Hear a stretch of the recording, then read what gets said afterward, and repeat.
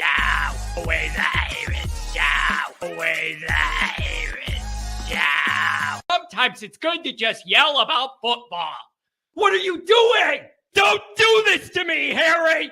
The Ohio State. It's Ohio State! What do you mean, the? It's a poison! I almost stroked out and died over it.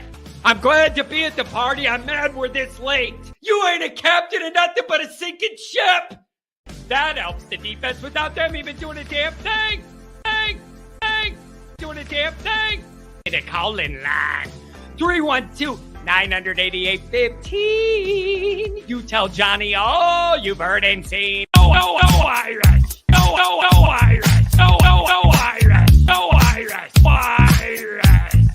Yeah, that's right. That's right. What's going on? Welcome in. Welcome back, folks. I see some funny comments in the chats already about last night. You guys... Nothing gets by you guys. You're saying some funny stuff. We'll cover that in a minute. Happy to be here. Listen, here's the deal. Today, it's like the last Christmas Eve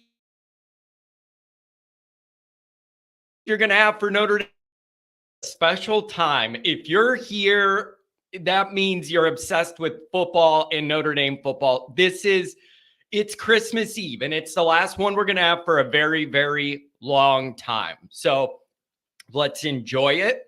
Let's embrace that we're going to have Notre Dame football action tomorrow, and then we'll all deal with the funeral after it's over when we don't have football for another couple months. I have no baseball to tide me over. I'm done with that sport and my team. It's going to be a long summer, folks. It's going to be a long summer, but we're going to get through it together. So this is Christmas Eve. I'm excited about it. Notre Dame plays football tomorrow. So that is a beautiful, beautiful thing. We have a lot to go over. Those rosters, I can already see the conspiracy theories about these rosters and who's in a position to make a move based on those rosters. Who are things stacked in a certain way? Debates of the divided teams, like not having, like, I would love to know what you guys think about not having like the number one offense with all those guys against the number one defense and all those guys, like going back and forth with the full units each way, rather than dividing up these teams. But again, that's probably what last Saturday's scrimmage was. Again, I'm going to say it again. I'm going to say it again and again and again. The people in the know say, and it's pretty obvious, the staff got a lot more accomplished and done that they wanted to do in last Saturday's setup than what we're going to see for Blue and Gold. This is more a treat for us, a treat for the TV people, for Peacock, whatever. But they did a lot of their big evaluation stuff last Saturday. So this is like a treat for us. But I think a lot of that hard edge work was from the last scrimmage. We see a couple calls here. Happy to know, what do you want to see in Blue and Gold? What do you not want to see in Blue and Gold? That's an important question. I ask what do you want to see? I think it's equally important and relevant to ask what the hell you don't want to see tomorrow. 9:03 is all it took me to get worked up. But I mean that. If you're going to sit here and talk about, here's what I want to see, here's on my list of things to look for and watch for. I also want a list of things I know I don't want to see and I'm not interested in. And we'll get into that. So, and then we're going to take your calls and on all this stuff, wherever you want to go. So everybody, excuse me, welcome in. Happy to be here. It's Christmas Eve. Let's ride. Obviously, you can find the program on YouTube. Do it. Subscribe if you haven't yet. Appreciate it very much. Give the video a thumbs up. That helps Yanni boy out as well. Notifications on that way. You get alerted every time a new episode drops. Twitter, search bar Always Irish or at Always Irish Inc. Emails alwaysirishnd@gmail.com. Audio only anywhere you want it. You can get it if you don't want to see my face. I totally understand. Trust me. Do you guys understand how many hours in a week I have to look at my own face recording content? Everything I record, it requires that I'm looking at my face on the screen. I get sick of it sometimes. The call-in lines, 312-988-15. You dial it up, tell Johnny all you've heard and seen. Instagram, Facebook, Always Irish Inc., USA Today, Irish Wire. You can read all about it there. Patreon.com/Always Irish. Former captain, he's a leading tackler of the team, Mike Goolsby, and myself breaking it all down. You know what we broke down last night? Some drinks. That's what we broke down last night. The Twitter pit will address it now.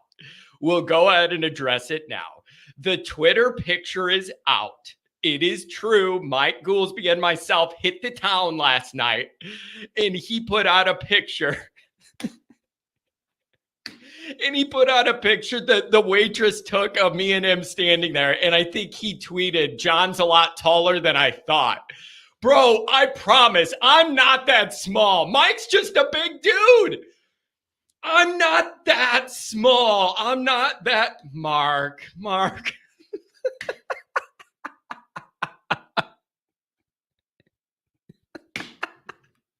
Dude, I'm telling you this. This chat, you guys are getting clever. You guys have been cracking me up the last 2 weeks, this week and last week. You guys are funny, man. You guys are dropping some really creative stuff in there. And here's the other thing. We've all been together long enough now. You know what's going to get me. That's the thing. We've been together long enough. You know what's going to get me. You guys know my taste and my messed up, immature, juvenile humor. I haven't grown out of it at pushing 40. You guys have been funny. So anyways, I'm not that small. He's just a big dude. He's just a big dude. It isn't that I'm extra small or like I am not shorter than the average guy. I'm just I'm not that small. He's just that big. I don't know what else to say, man. So we had a great time. Listen, it was great, man. We were able to talk some football. We were able to talk some life. We were able to talk about Patreon and the plans for that. Like, we got a lot of stuff done, and we drinks and some laughs and have fun with it too. So it was a great night. It was a great night meeting him and doing all that while it just worked out perfect. He's driving from Nebraska straight across 80 all the way to South Bend. So it was a perfect thing for us to do. So it was great. And you could get things done in person in a different way. So we talked some business, talked some life, talked some football. It was fun. So that was a riot.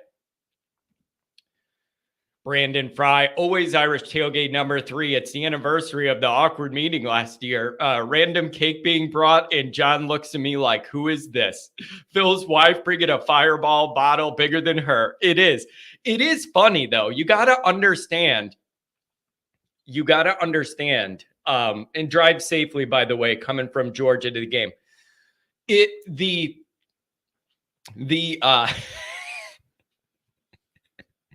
It's funny when you first meet these people at these tailgates. Everybody knows who I am because my dumb face is all over the internet.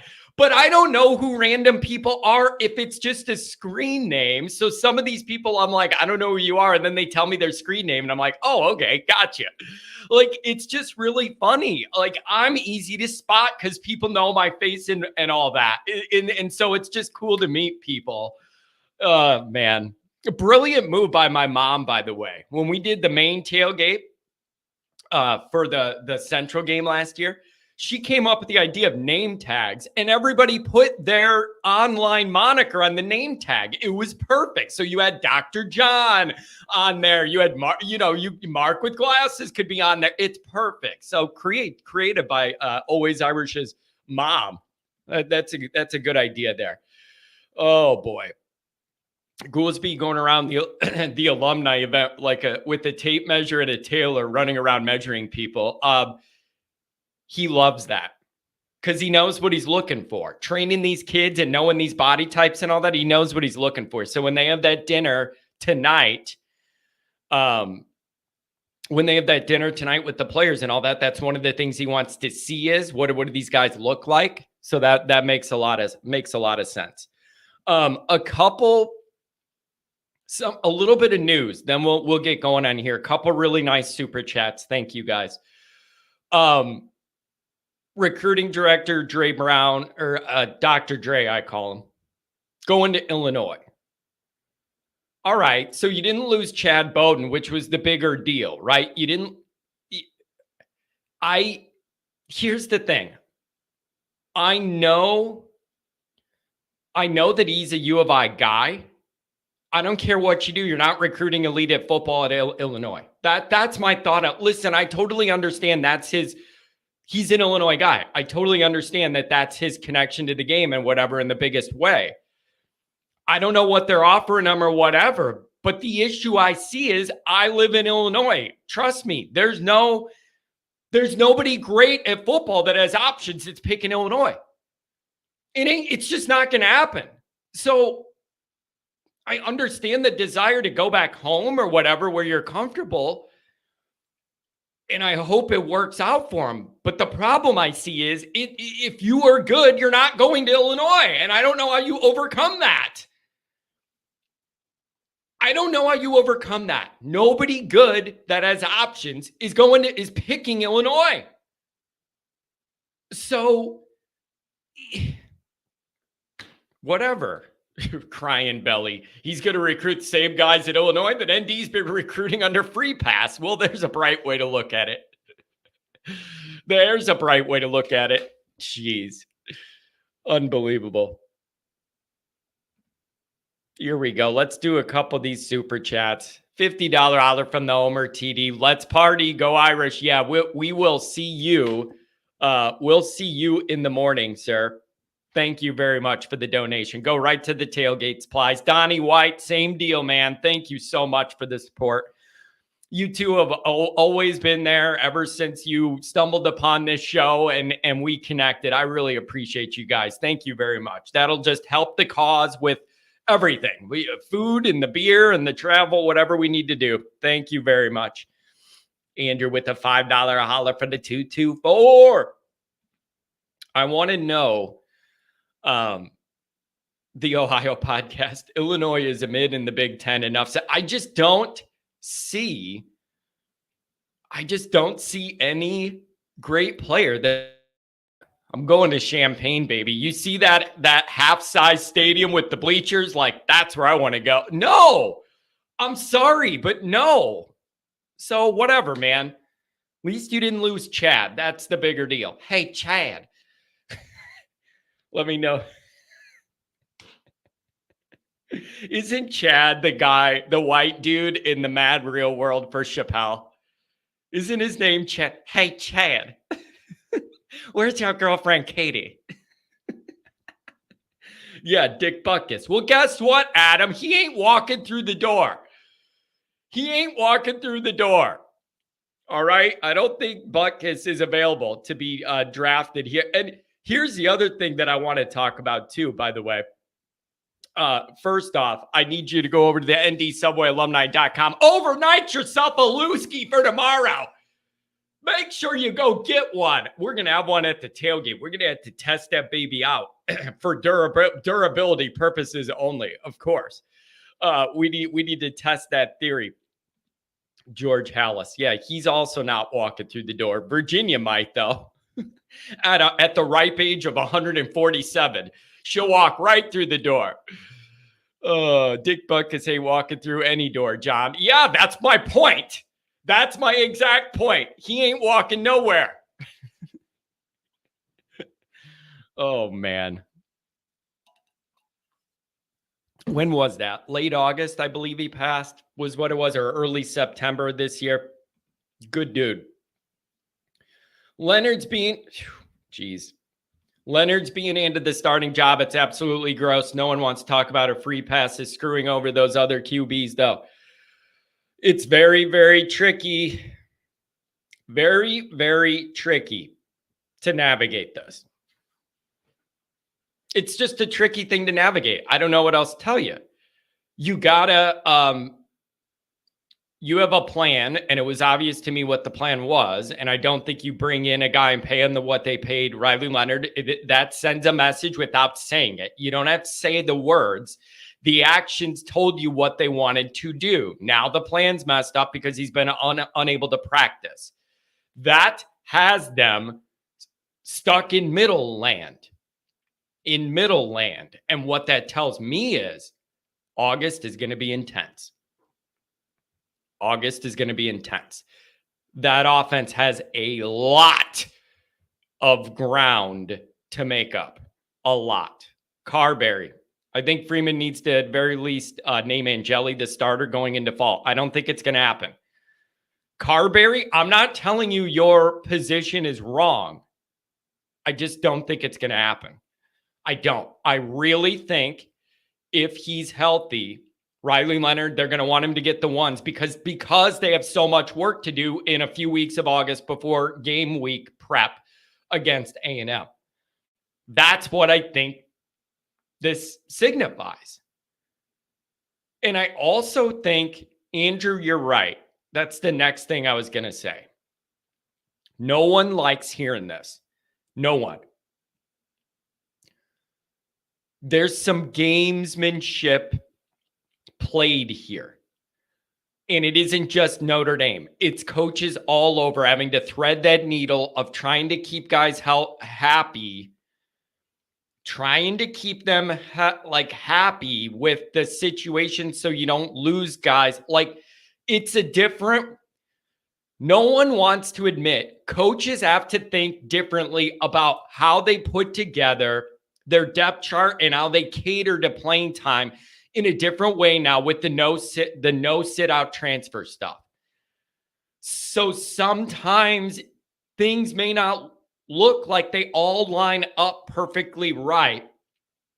That's when you got to go, what is the angle here? What is the messaging we're trying to do? What are we trying to set up here to insulate the whole program?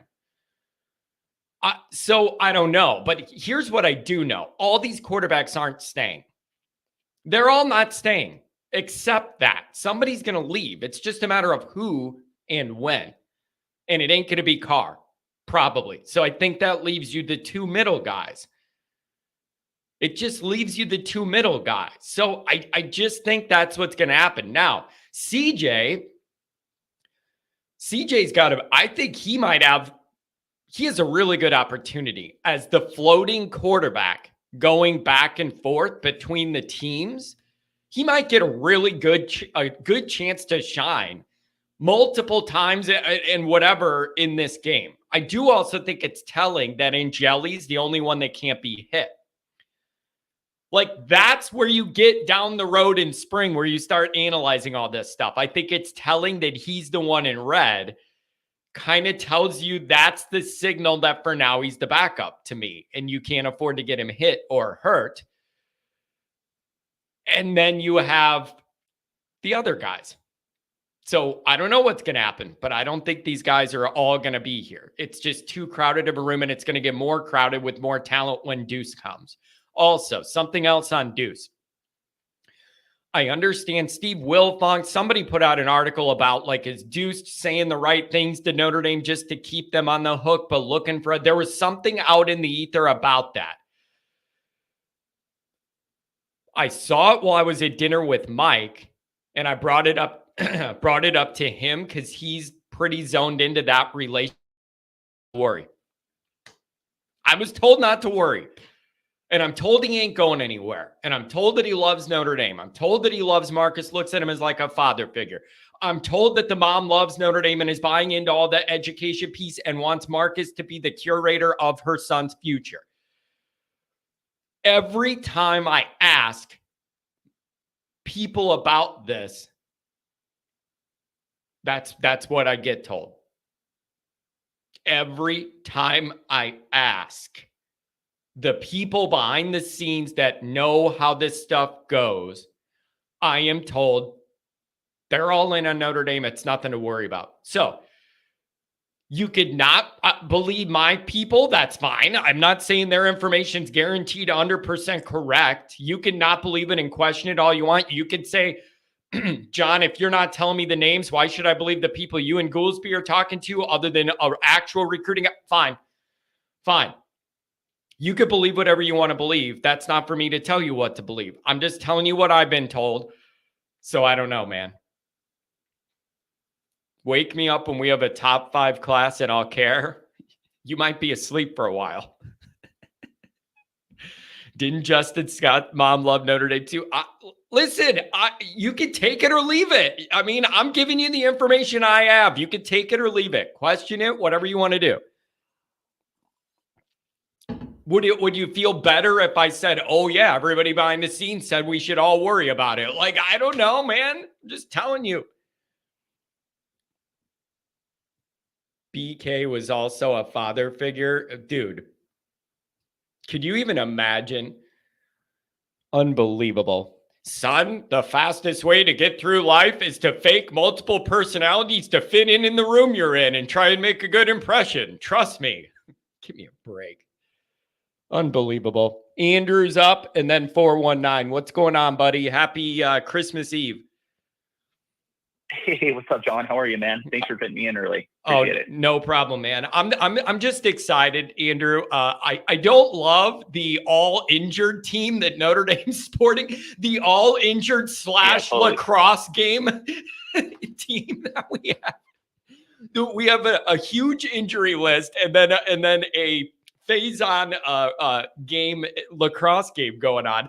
So I don't love that. But where are you at the day before, man? I'll meet you where you're at. You tell me. Well, just real quick on the recruiting coordinator guy who left. I actually think that there's a good reason why he left. I can see it from his perspective. Obviously, he's from Illinois, but when you're behind the Chad Bowden is like considered to be like the wonderkin, and once you're behind that guy, it's hard to get noticed. And so if he ever wants to be a big time recruiting coordinator, you got to sort of strike out on your own. And Brett Bielema is sort of a perfect guy to do that with, because if you go 8-4, everybody's throwing you parades. Look at the Illinois defensive coordinator. That's a really good point. Yeah, Purdue head coaching job. That's a good point. That is a fair point. It's just hard to recruit to U of I, man. It just is for a lot of reasons. Totally. Oh, and that was my other point too, is that maybe he wants to prove his portal chops, because at Notre Dame, although we take portal guys, like we're super limited, but everybody else in the country takes, any serious team takes a bunch of portal guys. So maybe he wants to prove himself in that regard. So, because I think Illinois definitely takes a lot of portal guys. So. Yeah. So good luck to him. And if that's where he wants to be, good for him. A lot of comfort there. And I'll be interested to see the results. It's just a uniquely hard place to recruit. I don't know what else to say. Definitely. Yeah. I mean, not a lot of success over the last, 30 years, but my big thing is, I want to first off, I'm going to start with the person who probably has the most on the line from this spring game is Mike Goolsby. I mean, he's for like 6 months, he's been talking about, Kenny Minchie being the guy. And I'm just like, I don't want to be anti-Goolsby or pro-Goolsby on this, because I literally have not seen him throw a live pass against a real defense. Like, you showed his, like, I don't care about your high school, your high school film. All these kids have like sick ass high school film. I want to actually see how he does in practice. And all I've ever seen is like him stretching and throwing throwing against the air against the wide receiver. So this is the real deal. And I actually feel bad for Minchie, because they didn't even give him I think his best receiver is a redshirt freshman, KK Smith. He did get Cooper Flanagan, so maybe he's good, but and then he's got KK Smith, and then he's got Gilbert, and so you're getting the young guys with no experience, and then he has Flanagan, and then he has Jabron Payne. Like, Andrew, am I making too big of a deal about looking at the rosters for blue and gold? Because they impact the way. It's not an equal footing how people are going to be judged depending on the other talent they have around them or not around them, right? So it's hard to judge. I do think you could argue he has a better offensive line. You could maybe argue that, but not with the skill guys. So like, it kind of makes it hard to judge what you're looking at tomorrow, depending on who you're playing with. How are you looking at this? I actually like, and I put this in your comments for like some of the things that you didn't want to see. And obviously I can't prevent this, but I really disliked how Notre Dame does the blue and gold game roster. I think it's a major disservice to the fans. Like, why not have some guts and do the jersey scrimmage, offense versus defense for the blue and gold game? Because like, who cares? Like we're talking about like guys, like we're getting excited, like with guys like Traore, for example. Who cares if he beats Tai Chan around the corner? You know what I mean? Like, I want to see if he beats Jagasaw. You know what I mean? Like that would be interesting. You know, but I just think it's a total disservice. And then, you know, to Goolsby's point last year, like who was blocking for Buckner in the spring game? I just think it's lame. Like, let's see the ones and twos, and then play each other.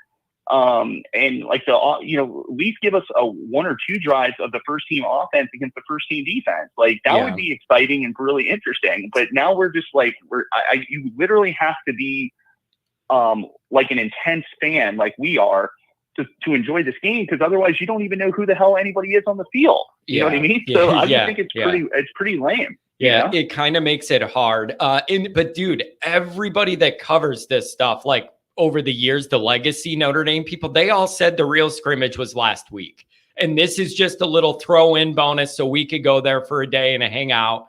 But they did a lot of their major work last Saturday was the main scrimmage. You know, and I don't know. I think that's pretty lame. They're going to make us pay to see, you know, not even the real scrimmage. Like, I agree. Last week's scrimmage was the real one. That's the one we all wanted to see. Yeah.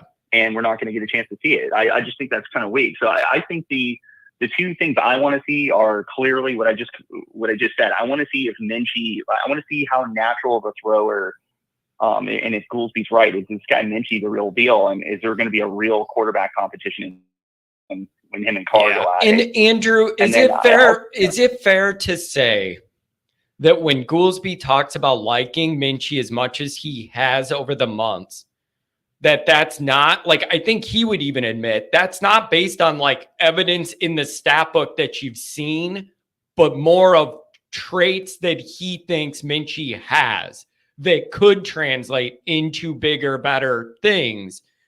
But I totally understand that that's frustrating for people because we're going traits and what could be. Like, I want what is, right? Not like traits of what could be.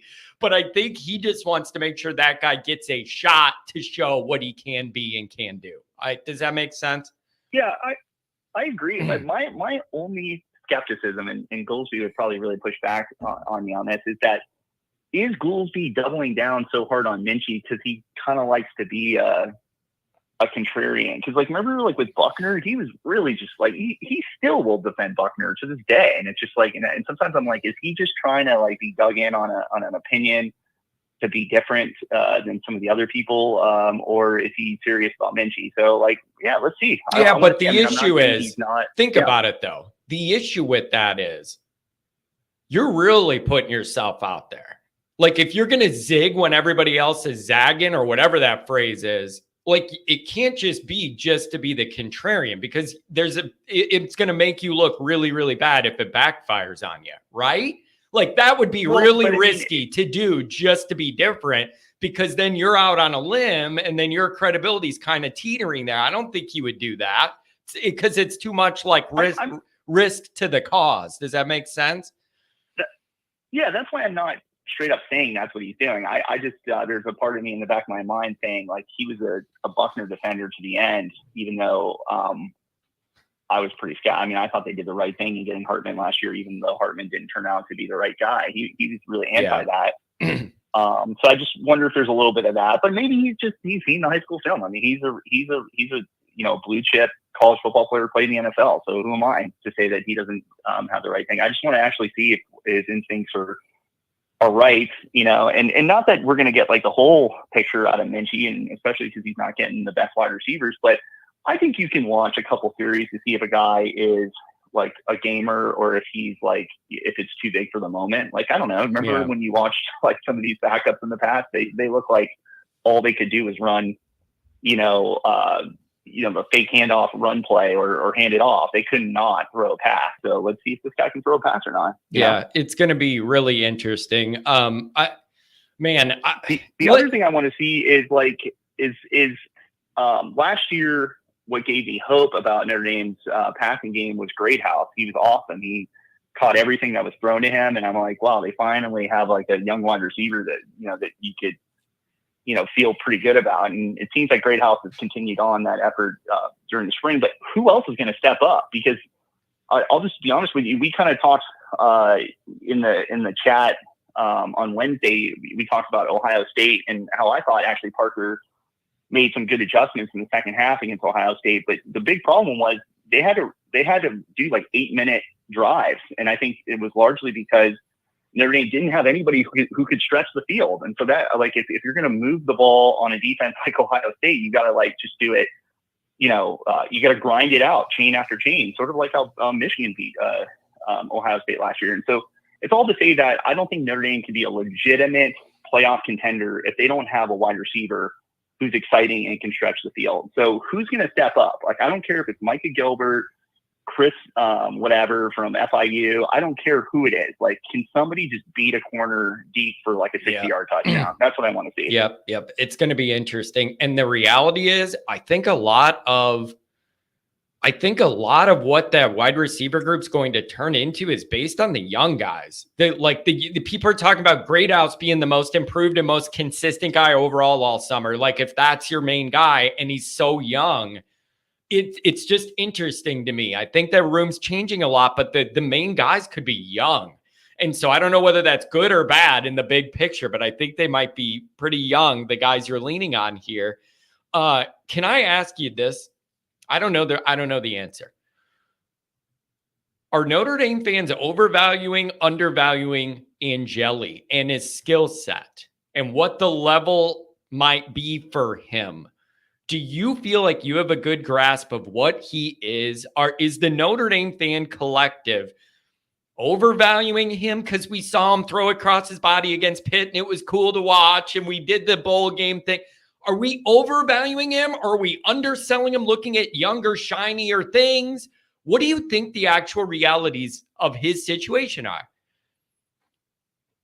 Well, I think a lot of the people in the chat are absolutely insane, who are trying to say that Angeli. You're going to have to be a lot more accurate and give reasons, okay? Because I agree, especially. Sometimes these people like don't watch like college football or something. It's like, I got nothing against Angeli. He's a fine backup. I think if he stayed on the team, he would be like a Drew Pine fine backup quarterback.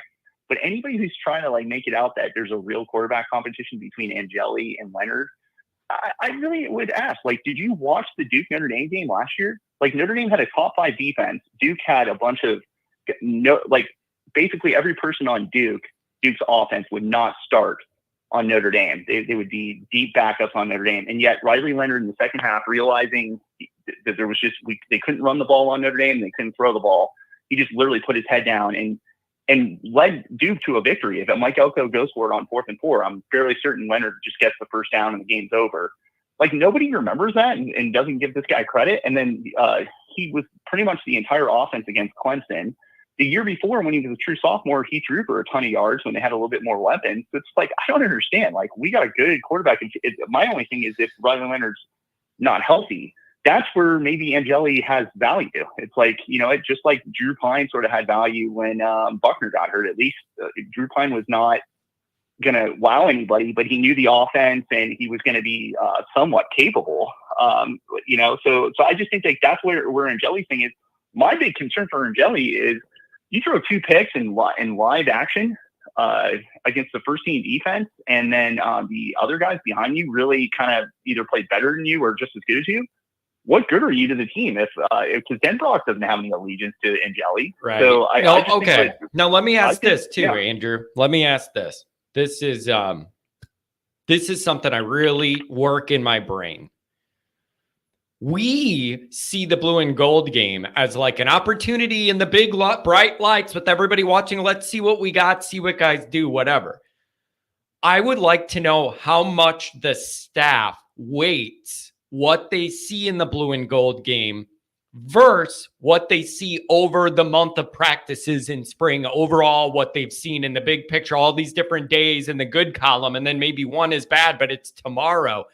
I don't have any way to gauge how the staff is going to weight this. Does it get weighted more because it's in front of people in the stadium and there's pressure and who's a gamer or whatever? Or is it just another checkpoint in 20 different practice things? And then you have to look at all of that. I don't have a good way to gauge that because I'm sure me as a fan overanalyzes and puts too much weight on the practice game than the staff does. Do you get what I'm asking? Yeah, no, I do. I at first I was thinking after reading the results of the Jersey game when he threw 2 interceptions and a pick 6, I was like, oh man, maybe Angeli's in real trouble. Because that just had to be very deflating to the coaching staff.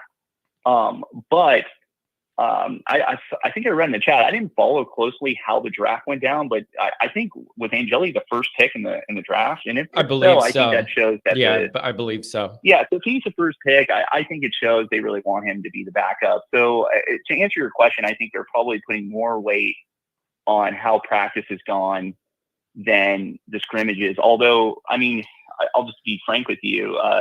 What if he has a Drew Pine performance and throws 2 picks?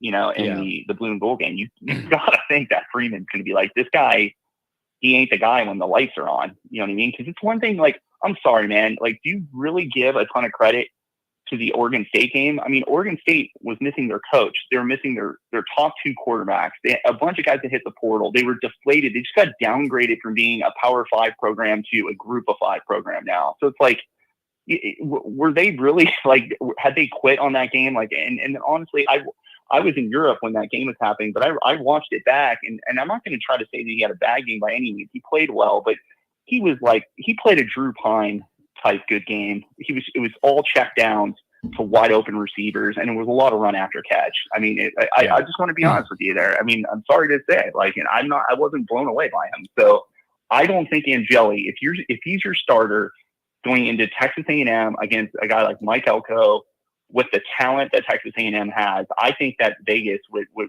do call it a pick'em game, and I think the A&M. That's Andrew, what I personally would say. One more thing for you, I want to ask. I think I have some O-line anxiety. I'm really looking to see some of these guys move around out there. Overall, it might be one of my biggest questions overall as far as what the success level is possible for this team. They got some things to figure out, and it makes me a little uncomfortable, man. And some of what I hear about, like, right tackle and, like, I don't know, we might have to go to the portal in spring. I don't know.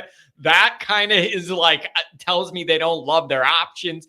What are your thoughts about the O-line? It's a big deal to me, man. We all want this new Denbrock offense and all that. If that O-line struggles, it's going to hold down everything. What do you think? I mean, that's why I think it's weak that Notre Dame does this draft thing. Don't you want to see the best? I want to see who they think the best 2 tackles are, the best 2 guards, and then obviously they already have their center. So I want to see that, and so you don't get to see that in the blue and gold game. We will not know anything about their offensive line until they suit up for the Texas A&M game, and that's disappointing to me because I actually keep bringing this up, and that was why Driscoll and that guy Sean from the Lucky Lefty podcast got all pissed at me, and I'm just like, it's almost like they have amnesia about the 2021 Notre Dame football team. Like, if you think about that 2021 team, they were pretty good. If their offensive line was as good as the 2023 team, I think they beat Cincinnati and they go to the playoff that year. So it's just like their 2021 offensive line really let the team down big time. Like, and you don't take my word for it. Go look at the stats. I think, like, they gave up some of the most sacks, and I felt Jack Cohn got a lot of the blame for that because he was a statue. But, like, he had a dude in his face constantly. And so I just, like, if we have a repeat of that, I personally don't know if we have the talent on this team to still go 11-1 the way we did that year. So I'm being honest. That really, really is a big concern. And I don't care what anybody says about Marcus Freeman's upgraded talent. I think there is some upgrades in talent, but I'm not sure we can say that we're more talented of a team this year than we were in 2021. I don't think we can say that yet. I think there's a lot of potential, but like, don't go by word for it. Go look at all the super seniors Notre Dame is starting. They like experience over starting these young guys. So. Yeah. Oh man, it's going to be interesting. So I'm going to enjoy it. I'm just going to be happy to see some football going on in Notre Dame Stadium. And then we have all summer to break down and react to what we've seen and the fallout from it. That's the other thing is on the way out. It's transfer season. So there's going to be some action in and out, whatever it's going to be. There should be some action. So I don't know. John, one thing I want to end on is look at the 2023 QB class recruiting, from high school. Everybody on here is so obsessed with Notre Dame needs to develop their own quarterback. And I would say that, that mindset is probably a pre-transfer portal type mindset because look at that. The 2023 class was often thought of as maybe the most vaunted, the best QB, high school QB class in years. Okay. With Arch Manning, Dante Moore, Malachi Nelson, that guy Rashada, tons of guys, even guys like Jackson Arnold and Avery Johnson were in a normal recruiting year might have been in the top three. And you can see half these guys have already transferred. Arch Manning's still sitting the bench. I just think that, you gotta, I'm not saying that you gotta go to the portal every year, but certainly do not rule out going to the portal. It's a new world. And so you got to keep your options open because these guys, they can move whenever they want now. So to invest in a young quarterback who's just going to bail on you after a year because they didn't play might be not the right move. So. Yeah, it's a changing world out there. Hey, man, thanks for the call. Enjoy the game, and then we'll break it all down after. Have a good weekend. Hey, thanks, man. See ya. Have a good one. Thanks for the the donation. There's a lot of genuine disagreement in the chat about these quarterbacks, some of the things you guys are worried about. I think it's really interesting. I could find different corners in Notre Dame land with different segments of people that all believe in these quarterbacks differently for different reasons. There's a lot of meat on this bone. I just think it's so interesting. And again, I don't know how the staff weighs what they see in the blue and gold game. I just don't know. I got a 419 coming up. I got a 574 and an 859. 419, you're up on the line on 419 the date. What's going on? Hey, John, how are you? I am excited. I'm excited to get back to Notre Dame. I'm excited to see the guys run around. But I admit I struggle to be able to appropriately gauge everything I'm seeing and weight it the right appropriate way. That's kind of where my brain's at the day before. Yeah, I never tend to overreact one way or another about blue and gold. Listen, man, I'm like you too. I tend to never react to anything I don't overreact to anything with Notre Dame either, man. I'm like that too. I just keep it level all the time, Yeah, until everything's actually set week one and I actually see it on the field. Yeah, that's when I'll actually have an opinion on the team. Yeah, and the good news is you're going to get a good gauge right away. You're not playing Central, Southern, Miss State, Junior College. You're going to know right away because I know A&M may not be an elite team, but I do know they have some elite SEC athletes, and you're going to have to earn that win. Oh, for sure. But the one thing I do look at with blue and gold is I went and rewatched the draft yesterday that they did. I do tend to look at how early are some of these guys being taken in that positions draft. I think you've nailed it on the head with the quarterbacks. Right now, Minchie's third string. They're wanting to give Carr a lot of reps, and Angeli's the second string. Unless something drastic happens and over the summer that Minchie takes over, I don't think he's going to be the second string. But the one thing I really did notice was KVA was the first linebacker taken in the draft. And that is really exciting stuff right there. Yeah, doesn't that tell you something? The guy's been in town for 2 months. And like that Yeah. tells you the acknowledgement and recognition from the room, like from the team, kind of understanding this guy's built a little different. Isn't that a powerful statement for a true early enrollee guy to be respected like that? I think that's very indicative.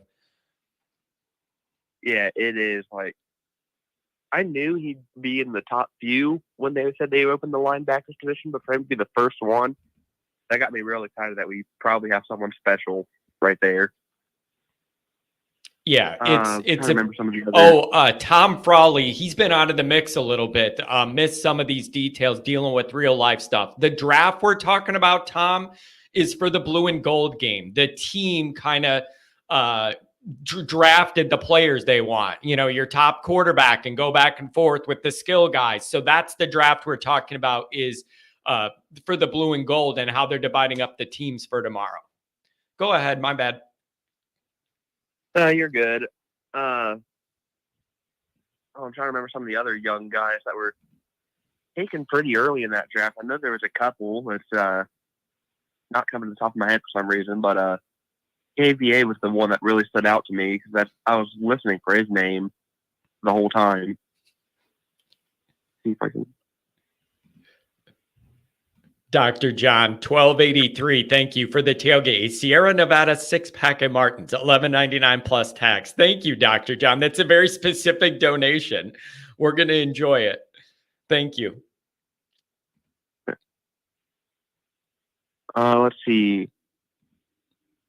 Oh, yeah. Bryce Young was another one that he was the second defensive end taken, I do believe. Bro, can I ask a question? Why is there more guys that are injured than playing on these teams? like, dude, you have the blue team, the gold team, and the all surgical team. Like, bro, I don't understand what we're doing. Like, are we going to have all those guys? You know what I picture, man? God, my mind's a scary place. I picture like the blue and gold game going on. And then for the injured guys, it's like a little setup where they could do ramp tricks on their scooters and like wheelchair ramp tricks, like one of those little adventure parks with all this stuff, and everybody injured can wheel around. Bro, I don't like it. I would rather it be now than in August, but I don't like it now either. Yeah, I want these guys to get reps, but hopefully these are the major injuries getting out of the way before fall comes. That's the hope you got to have here. That's it's not the a thing. sign of things to come. It's just them getting the injuries out of the way. It's not ideal to lose all this continuity that could be built this spring, but it's not as big of a deal as if all this crap happened in the second week of August. You know what I'm saying? So like there's a give and a take there. Do you agree with me though? That offense has got a lot to work if they want Riley Leonard to be number one. And it is so clear to me that's the plan, and they do desperately. Oh, but like August, bro, you got 3 weeks to get a lot of things figured out. And I ain't even thinking about the O-line yet. Even aside from that, they have a lot of work to do. I'm telling you, you better use every minute of those practice segments in August, because that offense is going to need it. Yeah. Better have a lot of practice there. And once he gets healthy, Riley really needs to get a hold of the receivers, be like, hey, let's say after practice, make sure our timing is right since I was injured all spring. Yeah. That's a big thing when it comes to a new quarterback coming in. You got to get that timing down with those receivers. Yeah, it's not ideal. Also, I would like to ask, this is a good question for all the callers. I mean, do you think all these quarterbacks are with Notre Dame long-term? Is somebody going to leave? If they do, when do you think it might be, and who and why? I don't know. There's a lot of movement here. We've talked about it a couple of times, and I hope he stays, but I'm thinking Minchie's gone once spring's done, like possibly as early as tomorrow night once the game's over, but probably maybe sometime in the next week or two, because if he can't beat out Angeli for the backup job, he's never going to get to play. Because he's squeezed in between. It's a tough spot where he's squeezed between all these guys. Like it's just he's in a rough in between. He just is in between. And like, I just don't know how that. Andrew Gilmore says, what's Minchie's market value though? Like, I don't know, but I wouldn't blame a guy for trying to find out. If you just feel like you're never going to get it, you're never going to play. I don't know. I got to see how this is going to turn out. I don't know what to think, man. And the other thing is, remember 1 minute after the blue and gold game last year, one of our quarterbacks was in a U-Haul heading down to Alabama 1 minute after the game. Like, life comes at you quick in Notre Dame land. Buckner had everything packed and was gone the second that final horn went off. Yeah. The thing is with Minchie, I'm worried that if he has like let's say he has a really good blue and gold game tomorrow, but they still let him know, hey, you are the third string. Like, yeah, he's going to get some tape out there against a pretty good defense. I mean, it's split up, of course, but against a pretty good defense. And then teams are going to come calling. And then there he goes. It's going to be really, really interesting. But here's the number one thing we all need to agree on. All of these complicated quarterback questions, right? All of this. Who should be first string, second string, third string? What do you do with the injury, right? What is it? Blah, blah, blah, blah. All of this. I'm glad to have these problems. I am so glad to have these problems. So many years, you're not interested in any of the Notre Dame quarterbacks. None of them. Even the starter when I'm driving there, I know I don't want to see what I'm going to see. At least now I got a bunch of guys that I like for different reasons and I want to see them do stuff. Too many years I went over there. Forget the backup. I didn't even want to see our starter. This is all progress. I'm here for it. Yeah, sorry about the yelling. I'm just excited. I'm excited. I didn't mean to yell, but I'm excited, okay? I'm excited to get to Notre Dame and see my people tomorrow. Crack some lids in a parking lot. There's nothing more American than that. I love it. Throughout my time being a fan with how young I am overall, the best quarterback I've seen is Ian Book. So for us to be bringing all these guys in, that really is something different for me, and I love it. I really love it. Yeah, it's man, I don't. Can I ask you this? On the way out, let's flip this, and I'm going to talk to you about defense. What are your concerns there? I feel like I know they're going to be a top 10 unit, and you know what I always say about the offense: prove it. When I see it, I'll believe it, and it's a very fair way for me to judge things. I think when I see it, I believe it. That defense is pretty proven, and I think they're going to be really good. If you have any concerns with them, where would they lie? Well, tomorrow I'm probably going to have my eyes on the trenches a lot, both sides of the ball, really. Last year, we struggled to get pass rush, so defensively, that's where I'd be looking. Then we all know your concerns with the offensive line. So I'm going to be looking at that a lot throughout the game tomorrow. Yeah, both sides of the ball should be interesting for sure. I'm confident in our defensive backs. I know we've got good linebackers. I want to see some of these D linemen try to make plays, and I want to see how our new offensive line steps up and hopefully they push back. Yeah. And you know what else that reminds me of? Somebody gave me a hard time asking about Vernon because I had a relationship with the family and knew them as a recruit. And I got some information in that because somebody wrote, what about your guy Vernon? I don't hear his name or whatever. He's going through a couple position changes. And with that came body changes, wanting him to be outside and thin up. Then once he thinned up to play on the edge, then they said, just kidding. We need you to beef up and move inside to D tackle. So then he's trying to build back up. So he's in between another one of these position changes.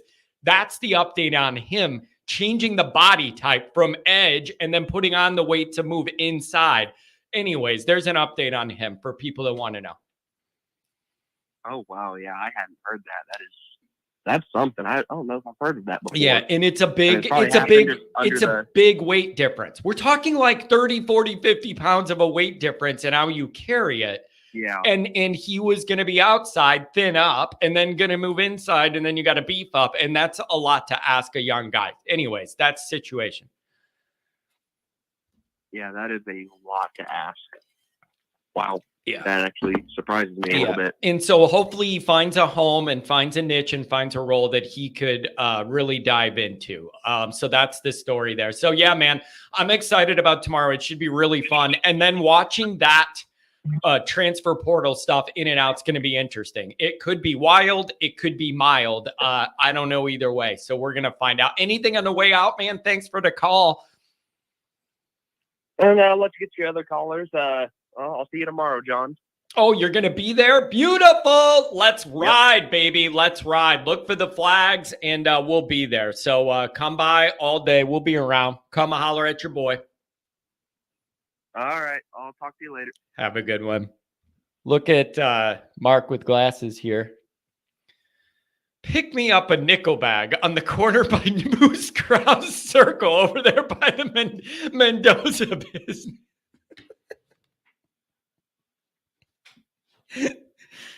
Pick me up a Nick bag by the corner by the Moose Krause Circle over there by the Mendoza building. Thanks, bro. Have it ready for when I roll up. Yeah, is this a good time to announce that the tailgate entertainment's going to be Snoop Dogg live? Smoke him if you got him. Isn't that the phrase? Smoke him if you got him. Oh, that's so funny. Now performing at the Always Irish Tailgate, a duo you will all know and love. It is Snoop Dogg, special guest Willie Nelson. And we have some comedians that are going to do live stand-up. Their names are Cheech and Chong. It's so beautiful that this game's on 420. It's just the most perfect representation of Notre Dame anxiety I could ever imagine. It's hilarious. Like, oh man, that's really funny. It's just, you're going to be in the parking lot and like the people are going to, somebody run over a skunk in this parking lot. Get animal control over here. What? Yeah, the blue and gold tailgate up in smoke. Ooh, that's actually a pretty catchy name there, Ohio Podcast. I might have to use that when I show a video highlight of the tailgate or whatever we're doing. Oh my God, Cheech and Chong need to roll up and make it happen. I just think it'd be funny. Hey, are you here for the game, man? Me too. It's Labrador. Ooh. Does anybody remember that original blue and gold, the Cheech and Chong Up in Smoke? Am I so old that like that's something we watched? Am I that old at 40 that I think that movie's hilarious? I'm blind. Dude, I'm not kidding you.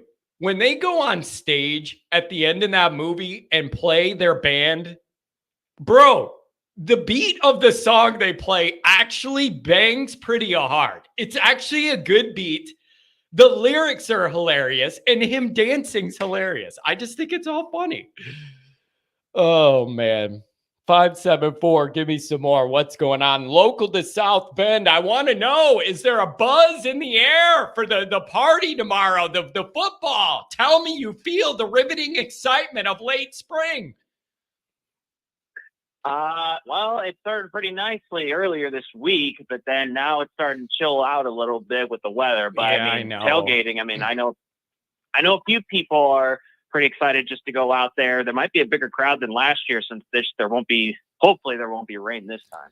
Yeah, but when the tickets are $10, you get a lot of people that are like, I'm going to wait and see. It doesn't sell out. And even the people that bought tickets, I know a lot that are like, if it's really cold, I'm just not going to go. Like, so I think there's a lot of people in wait and see mode. No rain would be a big benefit. Even if it's chillier, no rain's a big deal.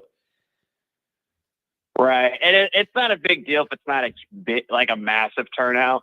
Like, I have a coworker that was bragging about Ohio State's spring game because he went to it and he's a big fan. And I said, you know why it was a big turnout, right? Because there's nothing else to do in Ohio.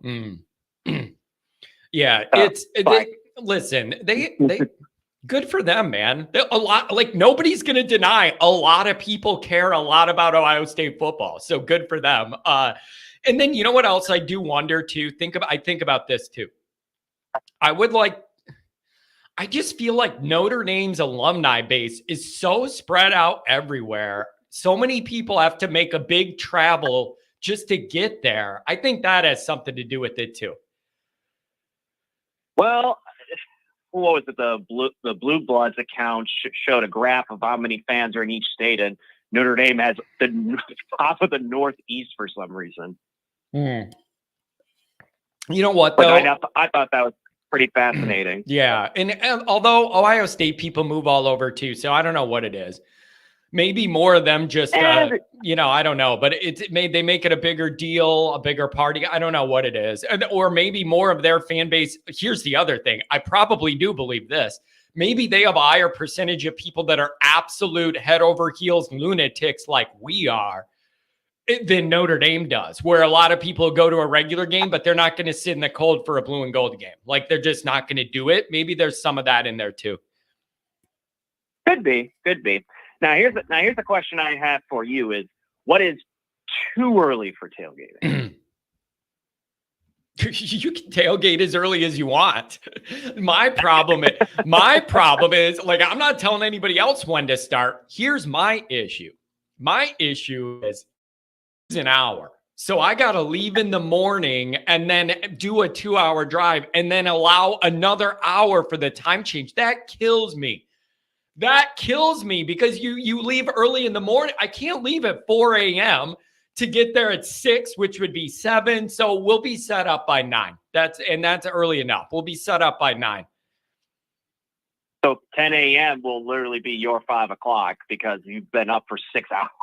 Yeah, like, it's just going to be a long day, but I haven't figured out losing the stupid time is just kind of annoying. And then for the Miami, Ohio game next year, I already have a house reserved.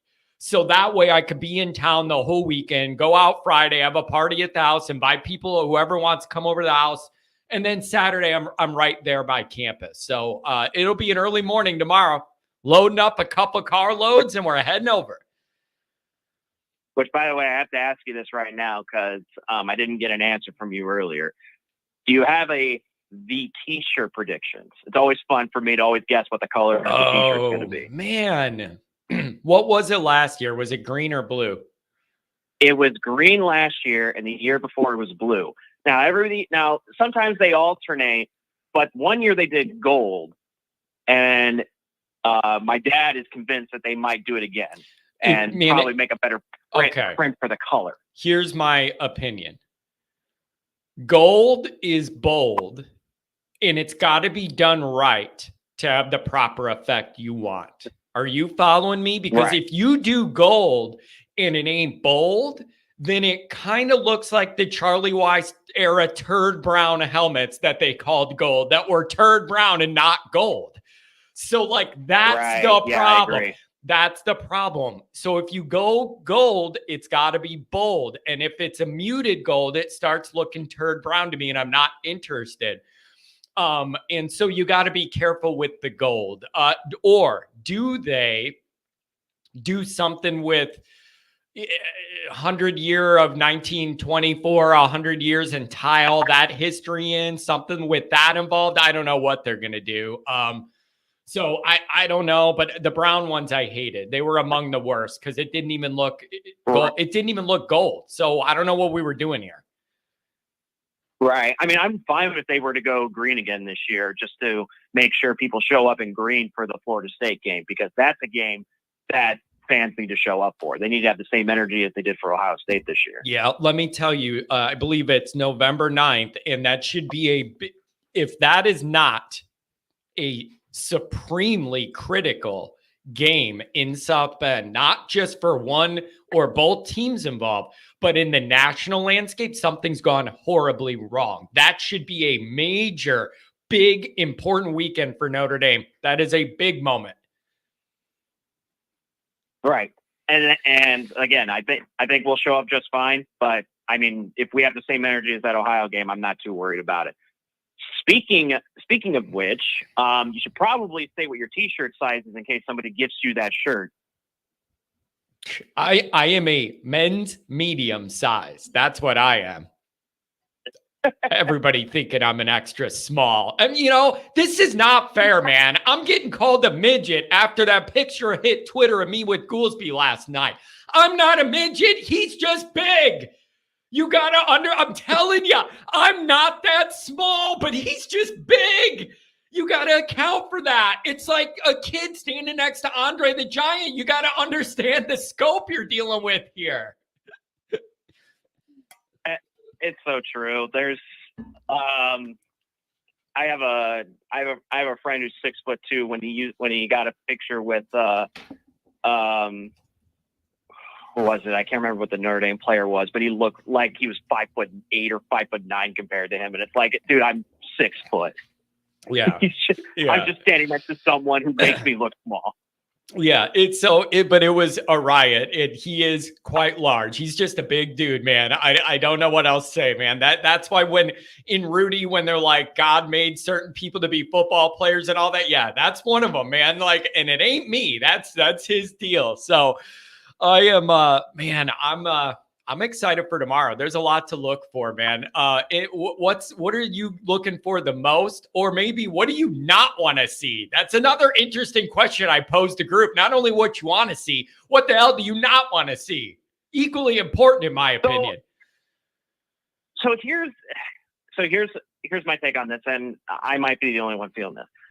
Last year's spring game was just to see which quarterback was better, and clearly it was Hartman, and that's all my dad and I cared to see. We're like, well, we know who the starter is. This year, since Leonard's hurt, and we're not going to see what he's able to do, I really want to see how good these wide receivers are. Personally, last year that was our weakness last year, and we could have. And when Hartman can only trust one person when on that wide receiver core, and Mitchell Evans as tight end and your running backs, it tells you the wide receiver room was not as good as we was hoping it would be. And now that we got some guys through the portal and hearing, great things about Greathouse and Micah Gilbert in practice, hopefully Thomas is also doing better. I want to see some really good things from these receivers. Yeah, it's really, really interesting to me. Everything I can understand is Greathouse has turned a corner. Physically, he looks a little different, made some changes, a lot more crisp. He's also kind of assuming more of a alpha leadership role in that room. That's very, very interesting to me, with him being a true sophomore, playing that important of a role in that room. But that room does need leadership. And you have an older guy like Thomas, but if he's not healthy, then that can't be your leader and the guy you lean on if he ain't out there all the time and healthy. That can't be the guy. So it's really interesting to me that Greathouse seems to be kind of assuming that role. It's going to be a young group overall. That could be good in the future. But when that's like your top leader, that is a little bit anxiety provoking to me.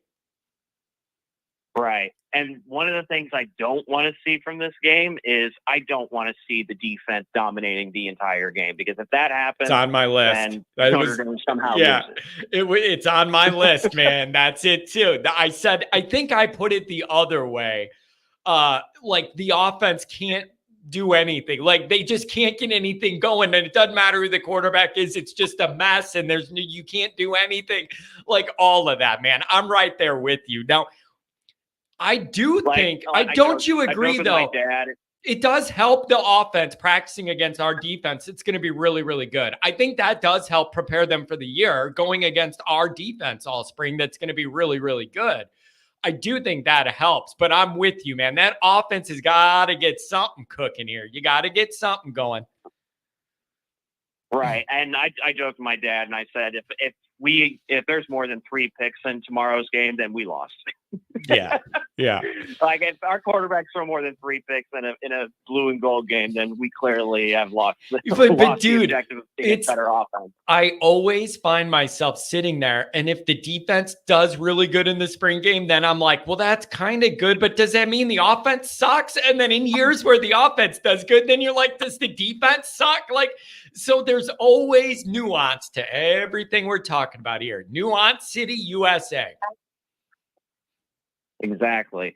Which, by the way, I've changed my mind a little bit on the quarterback, drama that's going on right now. So all this week and last week, it wasn't Minchie or Angeli or Leonard getting any attention from media, not outside of Irish Illustrated and everybody else in South Bend. It was more on CJ Card, and it's because they had people watching the scrimmages. Do you think that Minchie would leave because he knows he might not get the job next year if they decide to, on redshirt Carr? Yeah, I think that gives you more indicators, doesn't it? Exactly. Like you got to thread the needle here. It's a really complicated equation. Trying to thread the needle between giving yourself the best chance to win now, but also trying to protect your future, what you might want to do, and trying to balance keeping all these guys happy enough, because if they're not happy, they're going to leave. It's kind of a complicated dynamic there. I don't know what else to say. Which, by the way, I'm sorry to tell you this now, but I have a prediction. If Carr does become our starting quarterback in the future, I promise you, every single Saturday, whether it's a home or away game, they're going to show replays of his grandfather as a coach in Michigan every single game. Yeah. Every game. They're going to show it every game, and it's going to get annoying. Wouldn't you think that would wear off? I think the first time he runs out there, you do the cut up to him and the matchups between him and Notre Dame, Lloyd and Notre Dame. And then you say, isn't that cool how it comes full circle? Doesn't that have to wear off eventually? I mean, come on. Look, I will be happy if I see Lloyd Carr on the sideline wearing a Notre Dame hat, because to me, that is the ultimate, evil finally turned good. Yeah. Yeah, it's going to be really interesting. And the thing is, man, like everybody who's watching these practices, here's the nuance. Somebody said they drink every time I say nuance. Here's the nuance. It seemed obvious from last Saturday's open scrimmage that CJ throws the prettiest ball, looks the most natural, has a ball that's catchable, easy, like leads the receiver, like he's the most natural thrower of the ball, like talent wise, but that doesn't necessarily mean he's the best option to be the quarterback right now. Those are different things, right? Like your natural ability to whip that thing around does not necessarily equal you're the best quarterback to go in right now. It's complicated. That's why these coaches make a lot of money, man. You got to make some tough decisions here that are going to have repercussions, trickle-down effects. Super interesting dynamic, man. Really interesting. Well, put it this way. Joe Burrow wasn't the most athletic quarterback in the Ohio State room, and he leaves and wins the national championship. So sometimes you don't have to be the most gifted athletic person in the room to get you to that trophy case. Yeah. Yeah, man. It's always, it very rarely are things totally obvious in Notre Dame land of what's going to happen and how it's going to go. Carter's saying spring games don't mean crap to the coaches. Again, there's a lot of people that believe that the spring game's a little throw-in benefit for the guys to be able to play in the main stadium with people there. Let us see something. But they got a lot of the answers they wanted to get last Saturday. I don't know what you think of it. I don't know. Well, my point is I just want to see how Minchie plays, because if he plays worse than Angeli, I think the U-Haul trucks are going to arrive faster than usual. Yeah, it's going to be I don't know how it's going to go. And I don't know the discussions that have been had about the plan or what. I don't know where all this stands. It's just a good place to be, though. I for once, Notre Dame has some quarterbacks that have real up and high-end mobility in a way that we haven't had in a long time. I'm here for it, man. However it works out, but have a plan. Well, hey, this is, if you're upset about who's going to be the quarterback next year because they're all either better than good or even great, that's not a bad spot to be in. The only thing that scares me a little is if he decides to transfer now, and then we have the Drew Pine situation with Buckner, and we lost our shot. Yeah. That's the only thing I'm worried about. Yeah, it's going to be, I don't know, man. It's super interesting. Do you believe if healthy, Riley Leonard starts August camp as the number one guy? Because I think I do. I think he does. The reason why I say that is because if you looked at his tape at Duke, he really didn't have anybody. And that offense that he had, minus the running back, would not be starters for Notre Dame. Yeah. So I personally believe that, and I also believe what everybody is saying too, like even though he's in on crutches right now, he has not put down that offensive playbook at all. Matter of fact, he plays when he's not supposed to, which I kind of, appreciate that kind of work ethic at the same time too. Yeah. So I believe 100% he is going to be the day one starter. The only thing I want to see is how good can he throw. I want to see how accurate he can be. I understand he can throw a pretty ball 20 yards. I want to see past that, though. Yeah. Yep. You're right about that. And here's the other thing that I wonder too is he's a mobile guy, not afraid to run. That's a part of his game, a strong part of the game, whatever. We all know that. That makes me nervous when a guy has a little injury history there and he likes to run and it's a key part of his game. I don't know, man. He's got to come in healthy and then you got to keep him upright, man. You can't go to Texas A&M with Riley Leonard and have tackles that are confused and fast SEC defenders flying off both edges trying to crush his leg into a million pieces. Like, I'm not here for that. It can't be that. So I personally believe Mike Denbrock's going to have a good scheme put up for that game because he's played against Texas A&M a couple times, so he knows how they play in that kind of atmosphere. Oh, you got all summer to cook something up, Mikey. You got to make it work. Like, you got to make it work, brother. Like, it's a big damn deal. Look at this from the lawyer in Michigan. Eric, $100 holler from my lawyer in Michigan. Thank you so much. Here you go, players, some traveling money. I'll watch the game on Peacock sitting on my couch. Wine and cheese for life, baby.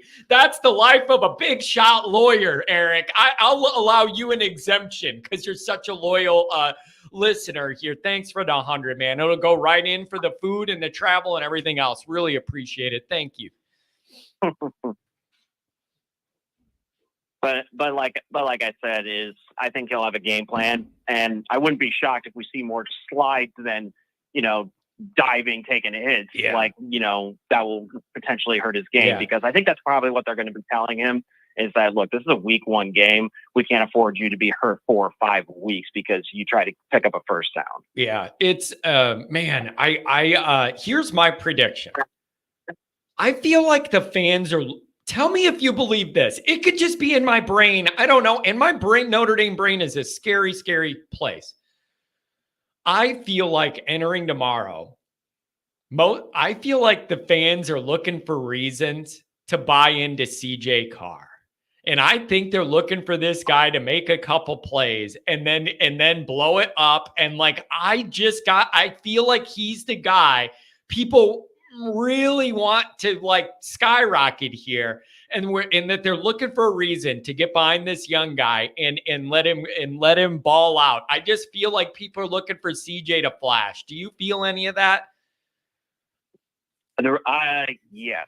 The reason why I say that is because the media has hyped him up for the last year and a half, and it makes sense. Everybody keeps praising him. His Elite 11 camp, he did really, really well. He stuck to his recruiting with the class all year and did nothing but praise. And even when Gerald Parker left, which I know we saw as a blessing, I know some people were worried that he would leave. And when Tommy left, because Tommy's the guy who recruited him, everyone was worried.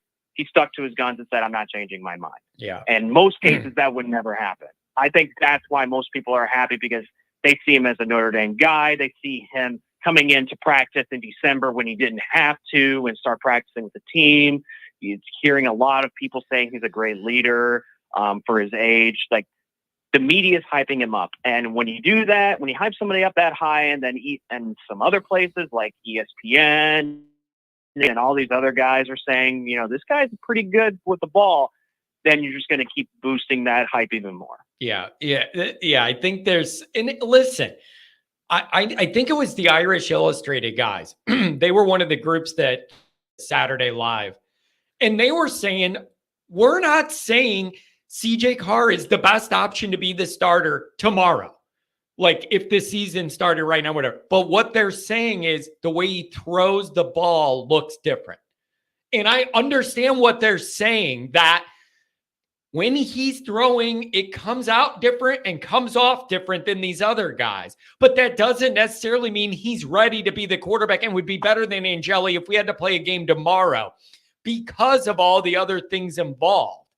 I get that, but it is kind of hard to separate it all in your brain, right? And then some people might go, well, if you think he's throwing it better or whatever, then we need to get him in there soon and then let him develop if it's that different. So Notre Dame quarterback thing is always complicated, it seems.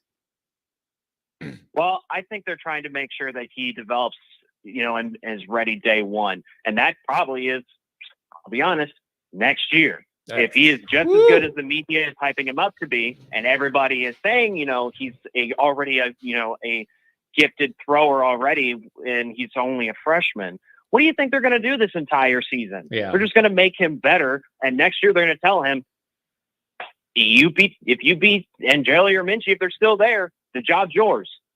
Yeah, man, it's going to be. It's going to be an interesting journey here. And then when Deuce comes in, everything shifts again. And eventually, I think in an ideal world, you would like a Deuce CJ high-level quarterback battle between really good guys. And whoever loses it probably leaves, because they're going to be good enough to be a major Power 5 starter. That's where I think you want to end up if you're a Notre Dame fan, is those two guys battling that have elite upside. That's where you should want to be in a couple years. Here's a good thing, and I know a lot of people are not going to want to hear this, but Deuce Knight's going to have to play his tail off to get that starter position from CJ Carr if he develops the right way that everybody wants him to. It's going to be. There's no shot it's going to be you're going to get that job on your athleticism alone. You have to be insanely good, and not only at the QB position, leader position, but also pocket throwing as well. If he does all those things, we're getting a better quarterback out of it. That's better than worrying about if he transfers. You're happy that he's working his tail off to get that job from somebody else. Yeah. Yep. These are interesting times, good problems to have. Anything on the way out, man? Thanks for the call. Good touch and base. Oh yeah, no, absolutely. No, the only thing I'd have to say is, like I said, the only thing I'm looking for tomorrow is how well the receivers play, because I just want to see how better these transfers are. I hope, and some of the freshmen as well.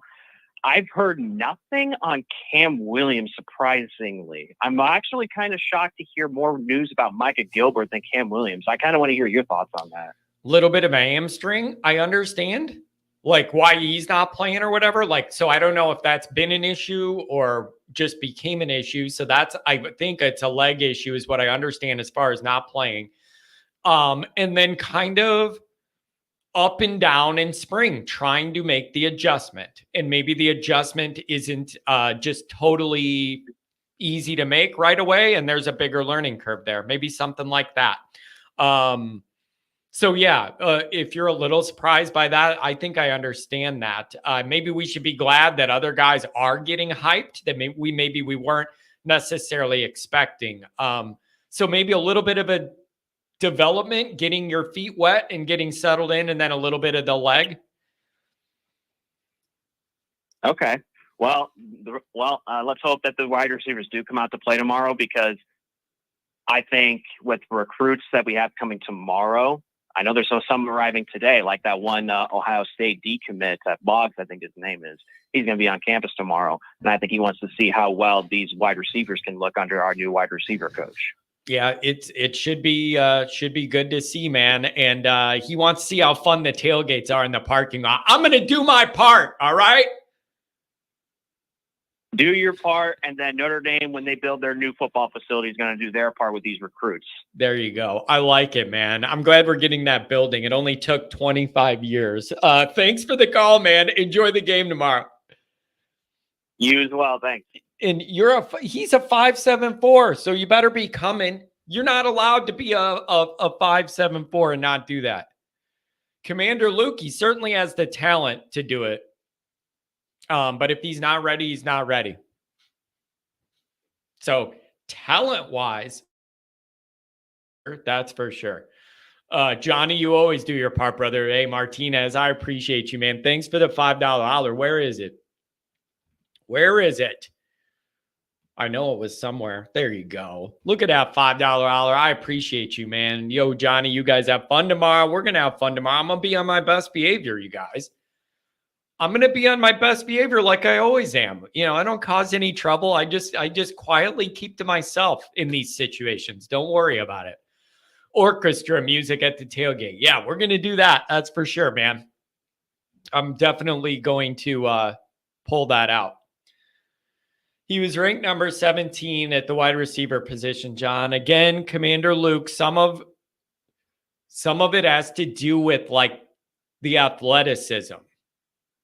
Like what's possible with his skill set that may not be done or there yet. No one wants to hear that, though. Commander, I totally understand. No one wants to hear, potential and traits and maybe in a year down the road or whatever. I understand no one wants to hear that. Totally understand no one wants to hear that.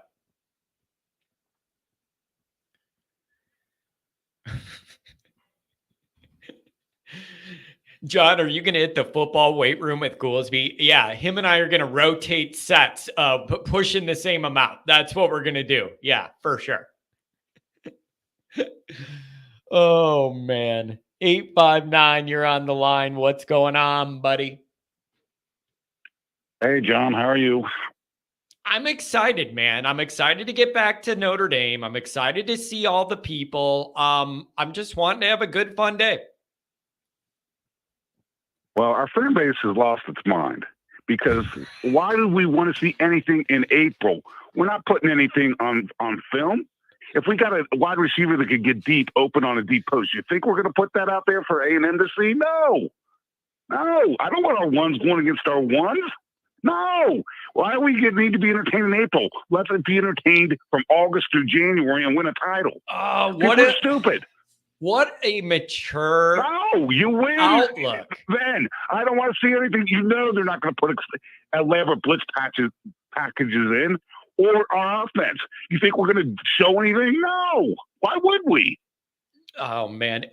Yeah. So, listen, I get it. And this is a really mature take, to be honest. Like you being able to say, it isn't just about entertaining YouTubers so they could talk about stuff and make the fans happy, but that there's a bigger picture in play.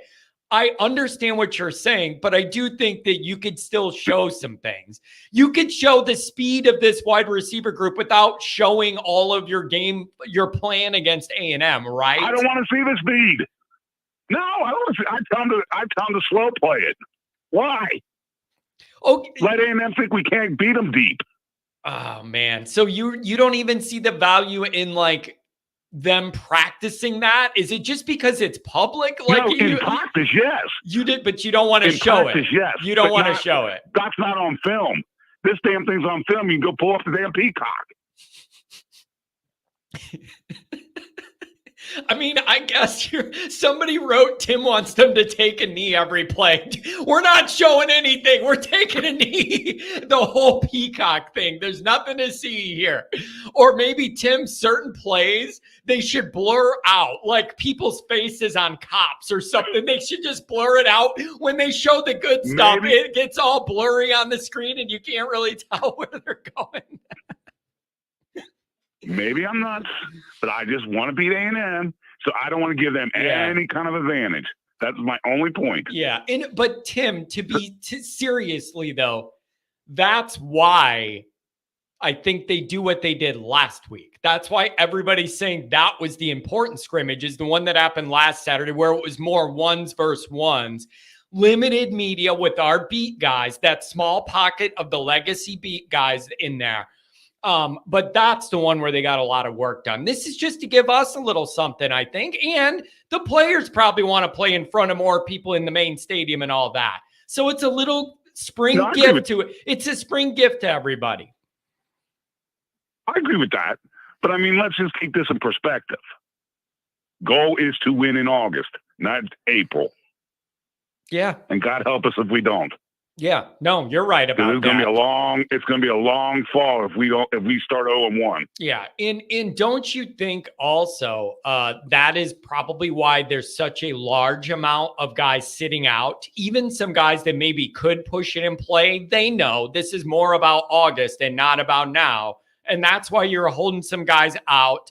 I expect a lot of guys to play a series or two and then be out, like guys that don't need the reps and they're going to be good next year. Get them out. Don't risk injury.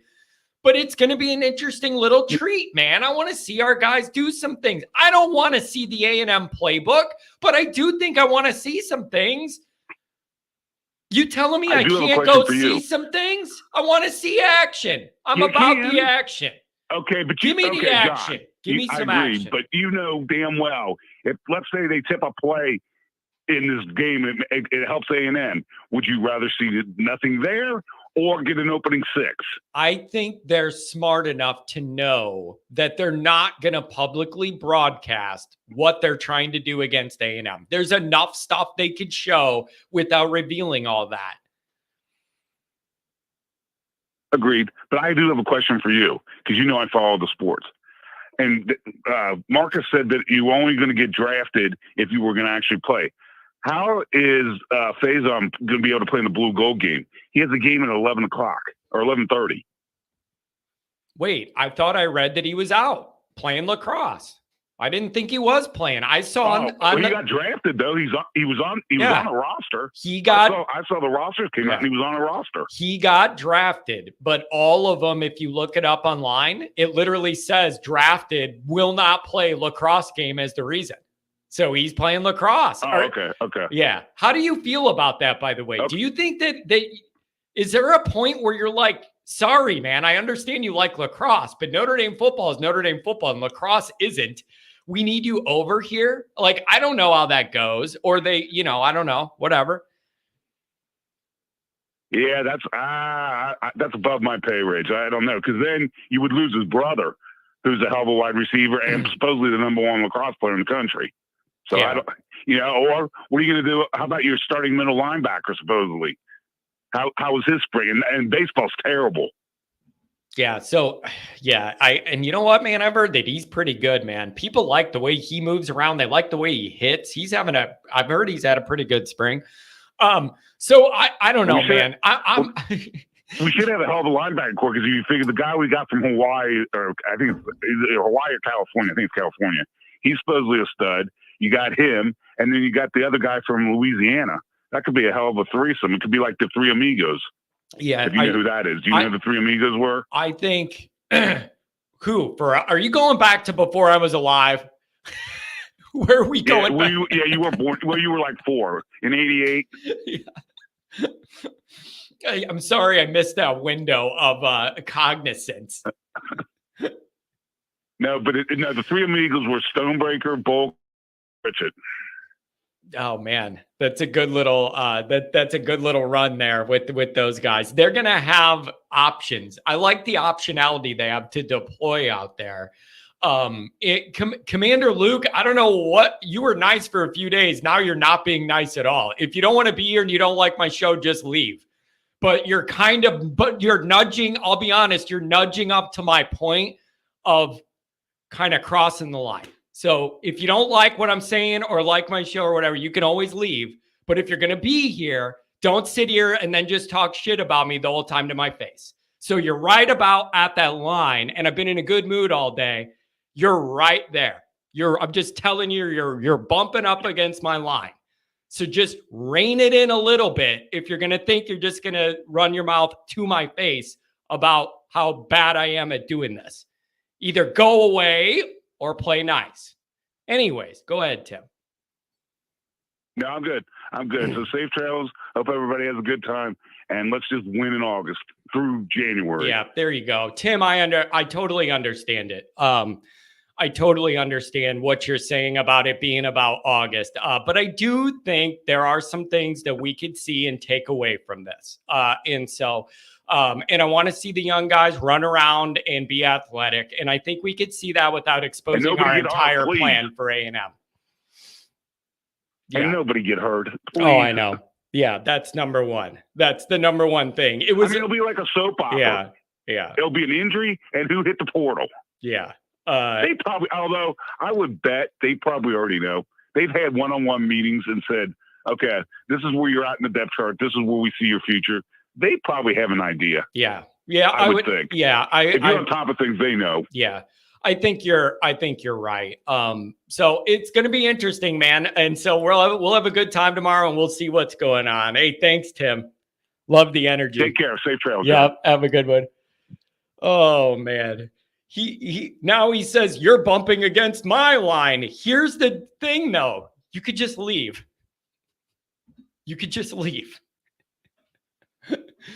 But I'm not going to let you sit here and be like, the host of this show is an idiot. Like, I can't let you do that. Like, even as easygoing as I am with the chat and what I allow that a lot of other shows would never allow, the back and forth.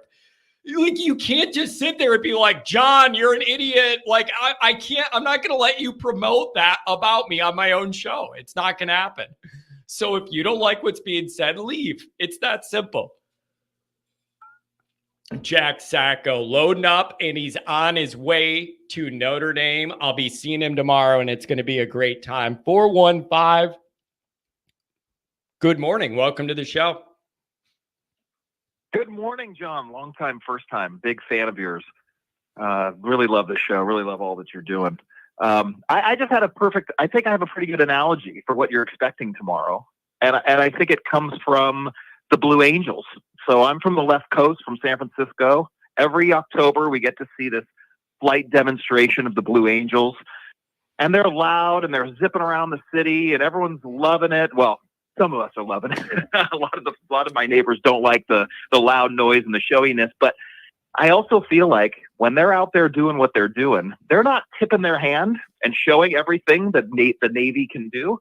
But they're giving us just enough of the glitz, the glamour, the noise, the show that our brains can connect and go, hey, I imagine that when they're overseas, when they're out in real combat, they're probably going to be able to flex and be able to show up on game time. And I feel like that's what you're kind of asking for tomorrow. Yeah. You're not asking for the full playbook. You're not asking for everything the Navy can do. You're not asking for everything that all the tricks of the trade, but we got to see a little glitz. We got to hear a little noise. We got to get a little flash so our brains can connect April to hopefully August and hopefully into January and into the playoff as well. I think that's a really good way to look at it. Yeah. And I don't think that we, the fans, are that important. I don't need them to reveal a lot, but I do think they have some work they could get done. And there's just a lot to watch. And this team is it's in its growth, like especially offensively. I just think there's a lot you could see tomorrow without exposing the whole plan against A&M. Nobody expects that,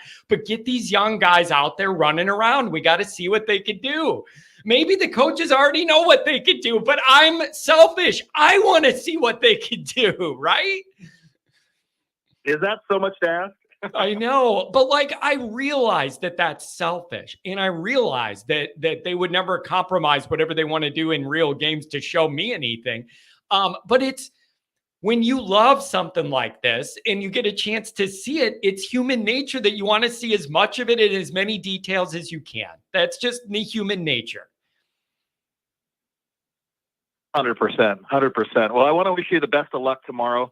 Here in San Francisco, we have a different kind of 420. It's not Irish wearing green, it's Irish smoking green. Yeah, so I'm just saying, like, be careful out there. Be careful in South Bend if we're celebrating 420. Because here in the city, it's a little different. So best of luck. Yeah. God love you. God bless. Oh, Keep on going. Thank you very much. I really appreciate that. Have a good one. Take care. Really nice new caller, man. That was really nice. Yeah, they got that high grade.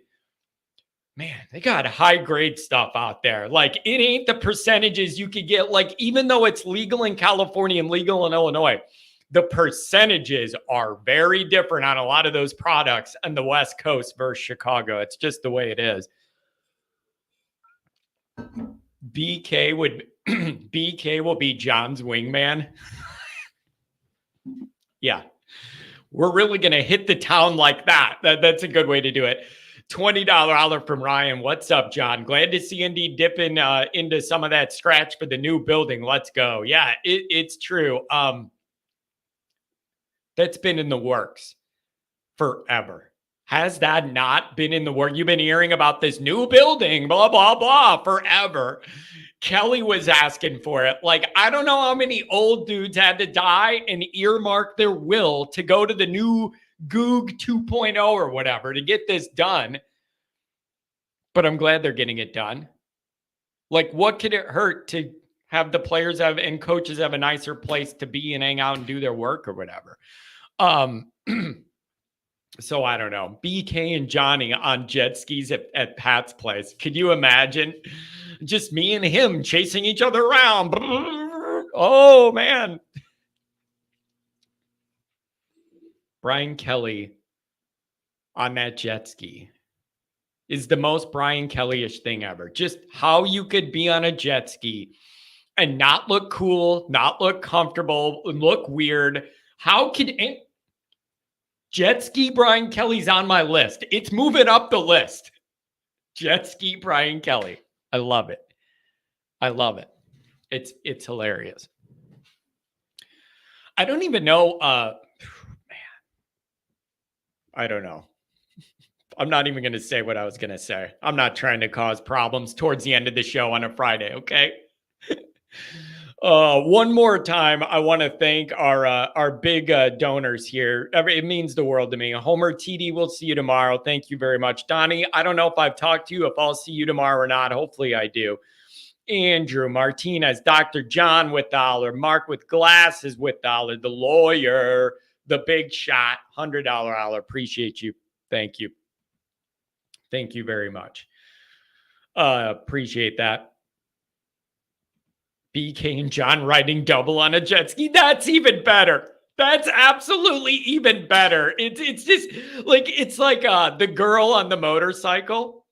It's like the girl on the motorcycle where you got your arm around the guy driving. It's beautiful. Oh, that's funny. All right. Here's what we're going to do.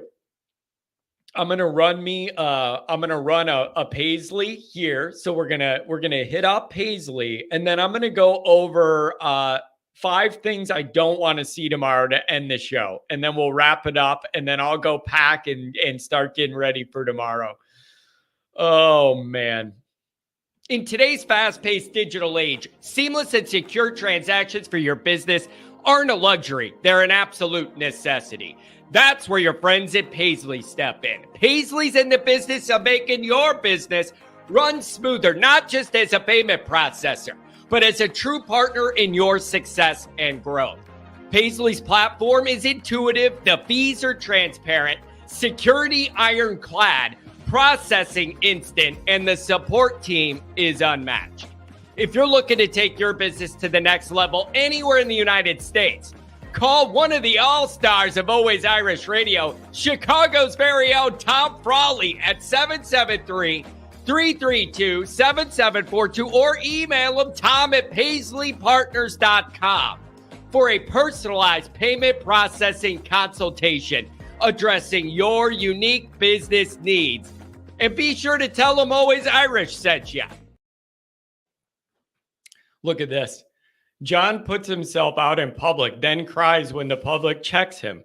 You and I both know in this niche, in the Notre Dame YouTube niche, there is no one that does what I do that allows as much leeway in the chat as I do.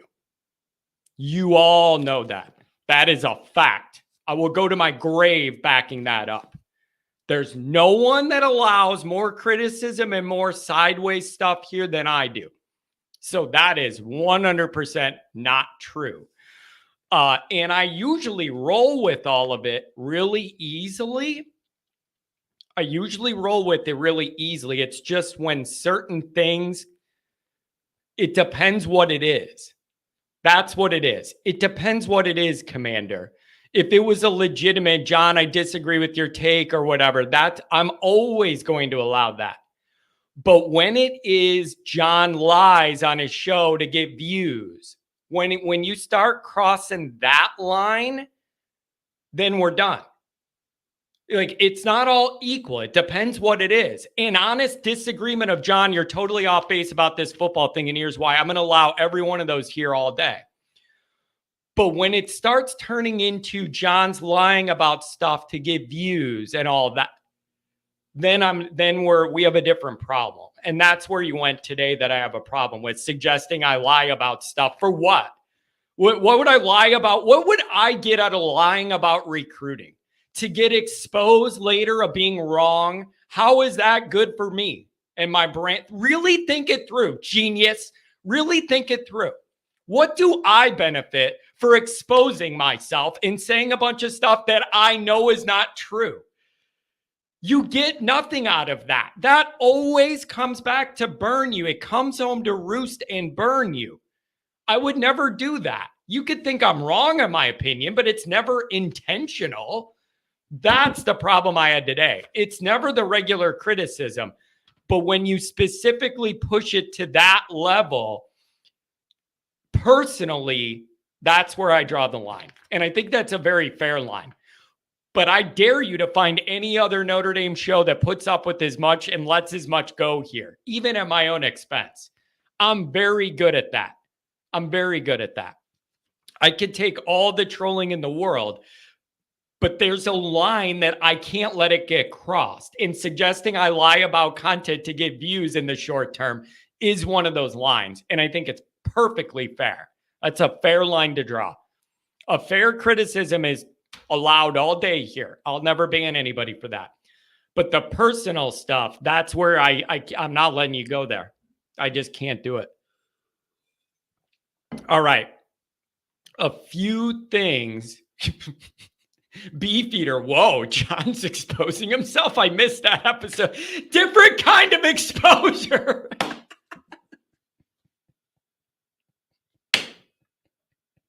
That's on the OnlyFans account, not on YouTube. Get it right. Totally different kind of exposure. Okay? Oh my God, that's funny. Oh, that's really, really funny. Wow. Here's what I don't want to see. This is, here we go again with the topless John stuff. Here we go. What I don't want to see, more injuries, lame offense, not even trying to do anything because it's the spring game and they don't want to see anything and everything. And you don't even really try and do much with the receivers or anything. So a totally lame offense with like nothing, showing us no excitement that'd bother me. If the offensive line can't do anything, it's a problem. And I realize these are divided lines or whatever. Right? Like divided up, who's on what line. I realize all that. I don't care. The blend blocks somebody. But bro, just block somebody. I don't care that, but I get that you don't have the whole, you know what I do? Just whoever it is, block somebody. Whoever it is, block somebody. Chief Brody says, John eats plain bread and water for views. Bro, plain bread and water is a delicacy. I eat that all the time as a meal, man. Like I just eat like a chunk of bread, man. Go to the store and get one of them French rolls. I just eat the cut up and eat the pieces of bread, drink some water. I could do good in jail. Offensive line can't do nothing. If the offense can't find any rhythm at all, that would bother me. Like if you can't get anything going at all on offense, put together a couple drives with a little bit of this, little bit of pizzazz. If you can't do that, that's going to bother me. If they don't let the quarterbacks show anything, that would bother me. Like it's a missed opportunity for the quarterbacks not to be throwing the ball around. You know what I'm saying? Like this should be a time where you do that. So if they make the quarterbacks play so conservative that you don't leave tomorrow with a great idea of like Minchie's arm or whatever that you like, I don't show me the A&M playbook, but show me something. Right? Don't show me that playbook. Show me something. All right. Ooh, French, la baguette. Ooh. Yeah, bro. Like I could literally just eat like one of those. What do you call? I don't know. The stick of bread. You go to the store, in the bakery, and it's a big stick of bread. You just cut it up and eat it. It's filling. It's bread. Everybody loves bread. Here's something else I'm going to finish on. This is so stupid. Have you seen what Colorado's doing? It's unbelievable. Like, you want to know why people don't take what Deion's doing at Colorado seriously and why everybody thinks this is just like a big promo push? He's got a couple of these kids, right, that are playing there, involved. I don't know, both of them play or one of them. They're putting on Twitter, Colorado's football. It's like, if you're interested in being an offensive transfer to come in here, message my kid that plays on offense. And if you're interested in coming here as a defensive transfer, DM my other son who plays defense. That is like unserious to me. Imagine how much Notre Dame fans would lose their minds if Notre Dame operated that loosely and kind of like unprofessionally to be like, here's how we're going to handle the transfers. It's not the recruiting director or whatever, whoever it is, or the guy in charge of our portal stuff. It's, if you're an offensive guy and you're interested in this, go through my kid that plays offense. Like, so is the kid the gauge of telling dad who's good or not, or who they should go for or not? Bro, I don't know about that. Commander, I don't know why you're on this today. I'm not going to let you ruin the mood. Everybody was having a good time, but I'm not letting you do that. I am so careful, so aware of what I do, how public it is, and how you're going to get exposed if you do anything. If you do anything that you could get turned around on you, it's going to happen. You got to be really careful. I have no idea what you're talking about. There has never been one time I've ever bent the truth intentionally on anything here just to get a view, because it's always going to come home to roost. If you do that, you may get a minor victory today, but you pay a bigger price later. It's just one of the number one lessons here. I'll never do it. So I don't know what you're talking about or why you're mad. You had a few days after your surgery that you were really nice. I thought maybe we turned a corner. Now you're fully healthy. You're back. Whatever, man. Drink one, smoke one, do whatever you need to do and relax. All right, everybody. That's going to be it. I really, really appreciate everybody's involvement here in the calls and the chats. People donating a large amount of money just to help out for tomorrow means the world to me. It really does mean the world to me. Yeah, who's bringing the Rocky Mountain oysters tomorrow? I almost barf just being in Florida at a restaurant where I see these people slurping on this slime coming out of a shell from the bottom of the river. Disgusting. Like I almost barf, and the sound of like the slurping of like whatever that is coming out of the shell looks like a membrane of boogers, snot. Like I just can't handle it. It makes me want to barf and it's like some old Florida lady that, looks like a leather belt because she's in the dang sun so much, and they're slurping out of the shell. It's horrible. It's horrible. Rocky Mountain oysters are not seafood. I thought you're talking about them oysters. What is it called? The thing in the shell. What is that called? The thing in the shell, and they break it open.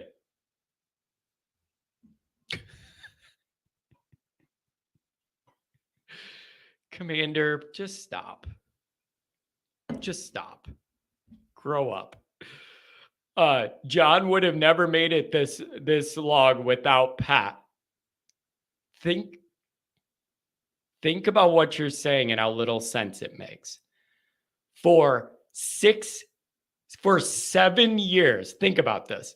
For 7 years, I have done this show completely alone and built it all alone for 7 years.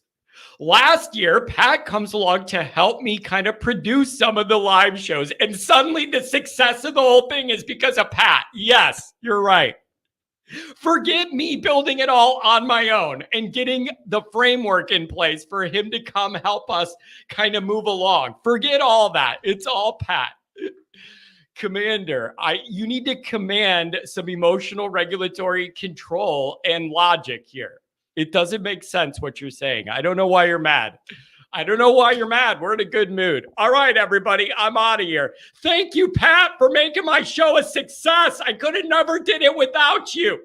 Other than the first 7 years, I did it without you and built it all. Have a good one. We'll see you tomorrow.